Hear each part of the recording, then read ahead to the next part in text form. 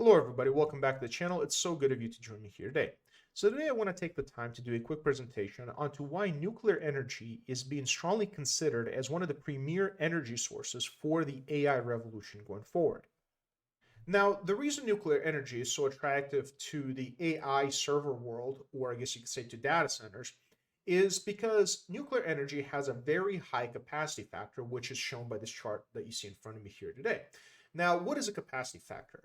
The capacity factor of any energy source is provided by this formula here at the bottom, which is the actual energy produced versus the maximum possible energy that could be provided, meaning that on any given year, nuclear energy will produce energy 92.5% of the time versus other sources such as wind and solar, which we could see more closely towards the bottom.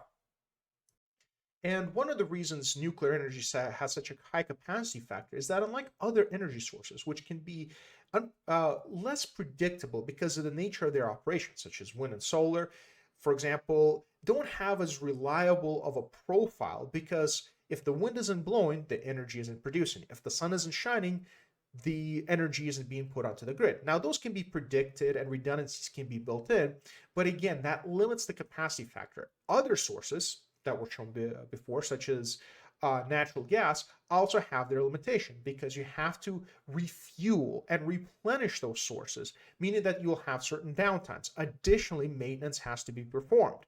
Whereas with nuclear energy, the fuel being used, in this case, like being the enriched uranium, and the fuel rods don't have to be replaced very often. Now, there's other maintenances and other things that have to be done that would potentially reduce that downtime. But because nuclear fuel rods can be good for anywhere between 18 to 24 months, that extends the ability for uptime operation. So what that means is that you can reliably use or rely on energy, nuclear energy, on the grid for much longer than you can on these other sources. Now, there's other ways to make these sources below nuclear more reliable, but that comes in the form of built-in redundancies, meaning that you have to expand nameplate capacities of these sources. So for example, if you wanted to have 100% reliability on the grid for geothermal, you'd have to build an extra 25% geothermal capacity versus 8% here, and these are rough estimates, of nuclear.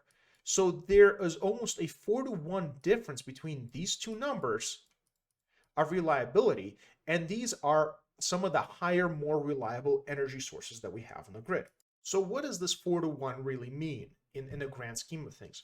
Well, what it means is that for one unit, let's say I have 1 unit of demand. So let's say 1 megawatt of demand for AI servers. So like I have a server farm, here's the block. What I can do is get about 1.1 units of, or 1.1 megawatts roughly, and I'm just estimating here, of nuclear energy to match this. So I just need this right here. So I need maybe 2 units like this of total capacity.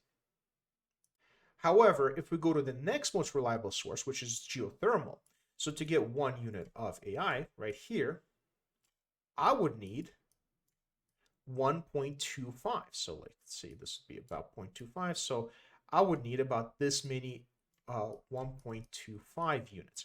And this right here is extra added cost that is going to have to be considered in order to create or to fulfill the demand for AI servers. Also, AI, the reason nuclear is so much better is because AI is a continuous load operation, meaning that no matter the time of day, so let's like draw this graph, like say this is 12 o'clock at midnight and this is 12 o'clock.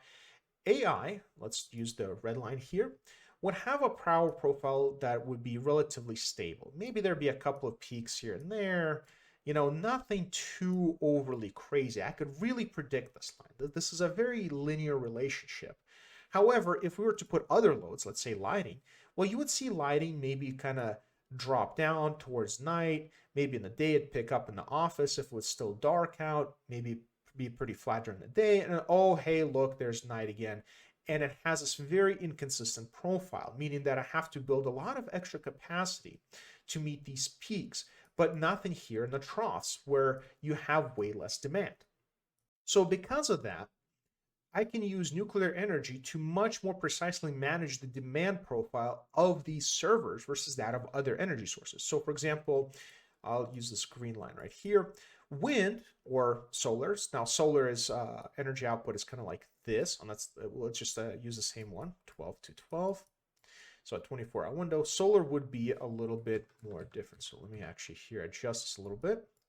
12 to 12. So solar would have a block of power that'd be like this. Maybe some ripples here a little bit there, but it is relatively stable.